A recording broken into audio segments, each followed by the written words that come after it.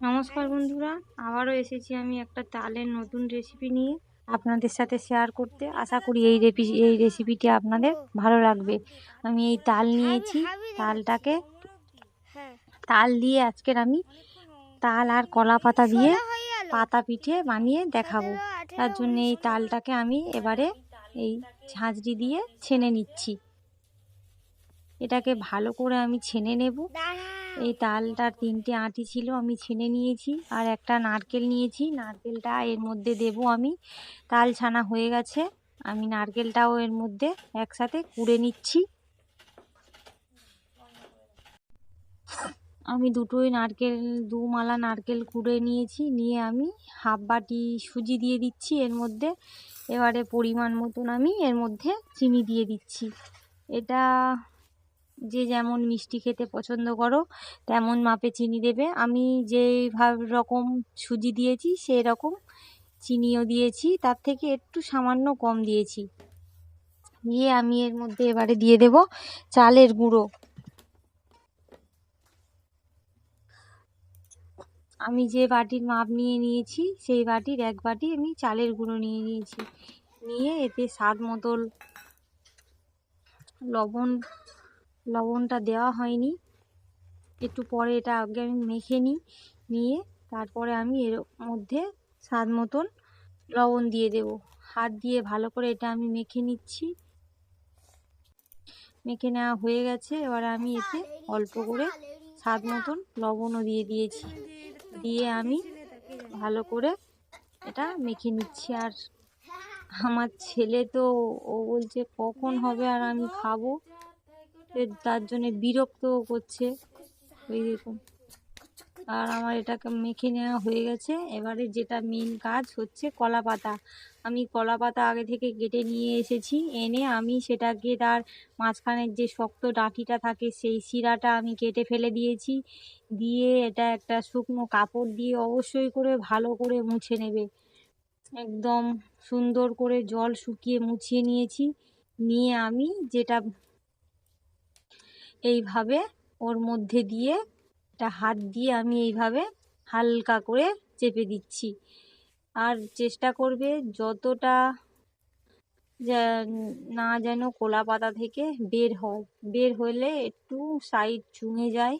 আর এই পিঠেটা এত সুন্দর খেতে লাগে, নরম, আর একটা কলা পাতা পোড়া পোড়া গন্ধ, সেন্ট এত সুন্দর লাগে।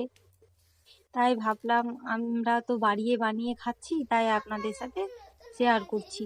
আর যদিও তোমরা কেউ এটা কোনোদিন বাড়িতে বানাও তাহলে একবার করে কমেন্ট করে জানাবেন যে দিদিভাই সত্যি কথা বলেছে কিনা। সত্যিই খুব সুন্দর লাগে, আমার তো খুব ভালো লাগে। সবগুলো একইভাবে বানিয়ে নিয়েছি। আর উনুনে একটা তা বসিয়ে দিয়েছি, উনুন তো জ্বলে গেছে, তাও গরম হয়ে গেছে। আমি এবারে এর মধ্যে যে যেমন যতটা বড় আমি এর মধ্যে 4টে পাতা দিয়ে দিচ্ছি পরপর। এইভাবে দিয়ে একটা দিয়ে দিয়েছি, আরও একটা এবার দিয়ে দেব।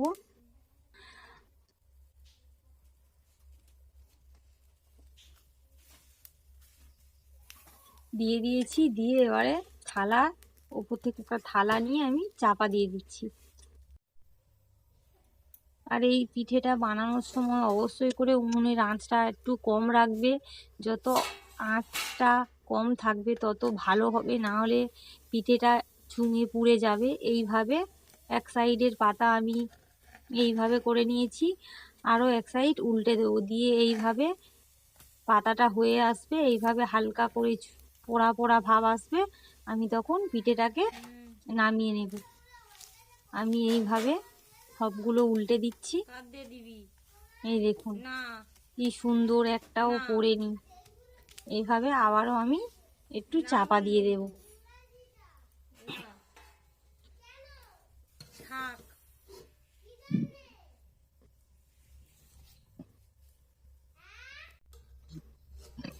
আবারও কিছুক্ষণ পর আমি এটাকে খুলে নিচ্ছি, নিয়ে আমি এটাকে এবারে নামিয়ে নেব। নামিয়ে নেওয়ার পর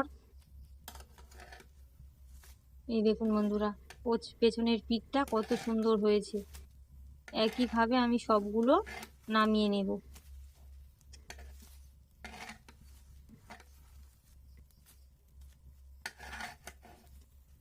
নামিয়ে নিয়ে সঙ্গে সঙ্গে কলা পাতাটা কখনোই খুলবে না।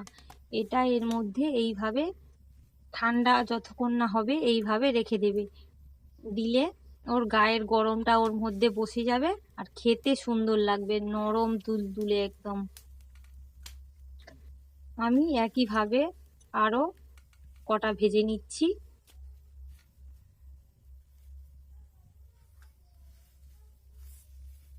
আবারও বলছি, উনুনের আঁচটা কম করে রাখবে, নাহলে পুরো চুঙে যাবে পিঠেটা আর খেতে ভালো লাগবে না, তিতো তিতো ভাব আসবে। পিঠে পুড়ে গেলে যেমন হয়। আমার হয়ে গেছে আর আমি দেখিয়ে দিচ্ছি। এই দেখুন বন্ধুরা, কত সুন্দর হয়েছে একদম। একটু পরে নিয়ে এইভাবে আমি সবগুলো বানানো হয়ে গেছে। এবারে আমি এগুলো সবগুলো খুলে নেব, খুলে খুলে আপনাদেরকে দেখাচ্ছি। এই দেখুন, একটুকুও পরে নি।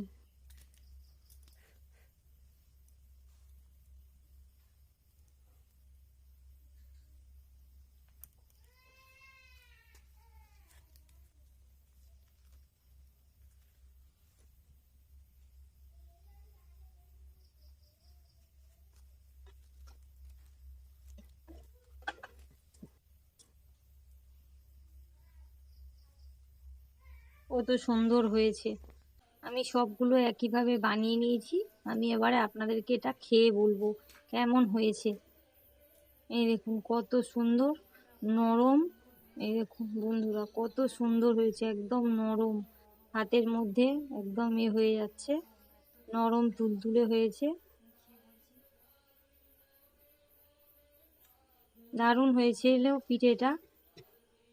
তাই ভাবলাম একবার আপনাদের সাথে শেয়ার করি। আর ভিডিওটি ভালো লাগলে আমার চ্যানেলটিকে সাবস্ক্রাইব করে আমার পাশে থাকবেন। আর ভিডিওটি আমি এখানেই শেষ করছি। দেখা হবে পরের ভিডিওয়।